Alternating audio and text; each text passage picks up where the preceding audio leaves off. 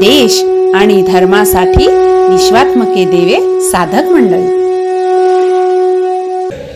जय हरी सर्वांना। मी तुम्हाला गोमातेबद्दल 2 शब्द सांगणार आहे, ते तुम्ही ऐकावे। गोमातेला विश्वमाता का म्हणलं गेलं आहे? कारण ती विश्वातली सारी वैश्विक ऊर्जा तिच्या सूर्यकेतू नाडीद्वारे तिच्या दूध शेण गोमूत्रात अर्पण करते। त्यामुळे दुधाला अमृत आणि शेण गोमूत्राला पवित्र म्हणलं गेलं आहे। आपण गोसेवा का केली पाहिजे? कारण भगवंताने आपल्यातलं अंतर कमी व्हावं, म्हणजे आपल्या भूतलावरती भगवंताच्या रूपात गोमाता आली आहे, तिची आपण सेवा केली पाहिजे, म्हणजे भगवंताने आपण एक रूप व्हावे। आपली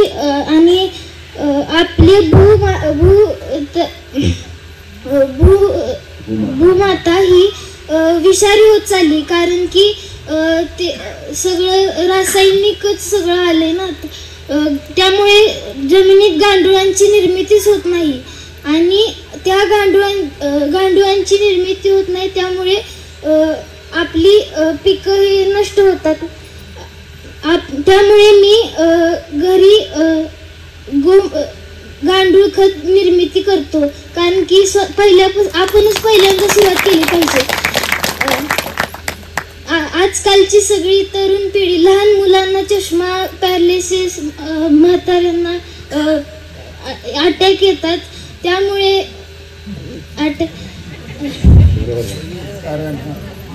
कारण की आपली जमीनच नीट हे नाही। आपण सेंद्रिय शेती केली पाहिजे, त्यामुळे सेंद्रिय शेती केल्यामुळे आपला देशच आता म्हणजे सगळे तरुण पिढी जर्सी गाईचं दूध, म्हशीचं दूध, बाहेरचं पदार्थ खातात, त्यामुळं सगळे असे सगळं वीक व्हायला लागलेत आणि त्यामुळे आपण सेंद्रिय शेती केली पाहिजे। त्याच्यातनं त्या पिकातून सेंद्रिय शेतीतनं येणारे पीक धान्यातून आपण धान्य खाऊन आपण जर का तंदुरुस्त झालो तरच आपला देश उभा होईल।